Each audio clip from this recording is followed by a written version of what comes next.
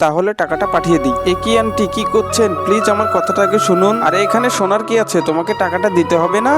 আসলে আন্টি, আপনি যদি স্ক্যান করে টাকাটা পাঠিয়ে দেন তাহলে এটা আমার সৎ মায়ের কাছে চলে যাবে। আমার দাদু খুব অসুস্থ, আমি দাদুর জন্যই সবজি বিক্রি করছি। প্লিজ আমাকে নগদ টাকা দিন। ঠিক আছে ছোট্ট সোনা, তোমাকে আমি এই যে ধরো 500 টাকা দিলাম। প্লিজ আন্টি, এভাবে অপমান করবেন না। আমার কাছে কোনো প্রকারের ভাঙতি টাকা নেই। দূর পাগলি মেয়ে, তোমাকে ভাঙতি দিতে হবে না। আমি তোমাকে এটা খুশি হয়েই দিলাম, সমস্যা নেই, রেখে দাও। তাহলে ঠিক আছে আন্টি, আপনাকে অসংখ্য ধন্যবাদ। ঠিক আছে ছোট্ট সোনা, তুমি তাহলে থাকো, আমি এটা নিয়ে গেলাম। হ্যাঁ, আরে এই ছোট্ট মেয়েটা এত কষ্ট করছে ওর দাদুর জন্য, আমিও তাহলে ওর একটু উপকার করে দেই। ছোট্ট সোনা, একটা বুদ্ধি এসেছে, তুমি আর আমি দুজনে মিলেই বিক্রি করি, চলো। ঠিক আছে আন্টি, আপনি অনেক ভালো। এই সবজিগুলো সুন্দর করে রেখে দেই। এই তোমাদের সবজিগুলো তো দারুণ লাগছে দেখতে, এটার দাম কত?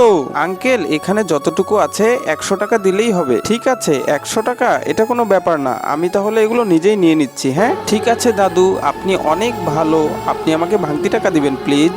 বন্ধুরা দাঁড়াও, তারপরে কি হলো সেটা জানতে হলে চ্যানেলটি অবশ্যই ফলো দিয়ে সাথেই থাকো। আর তোমরা কি গরিব অসহায় দেখলে সাহায্য করো সেটা কমেন্টস বক্সে অবশ্যই লিখে যাও। আজকের মতো বিদায় বন্ধুরা, বাই বাই। ভিডিওর বাদবাকি অংশটা পরবর্তী ভিডিওতে দেখানো হবে।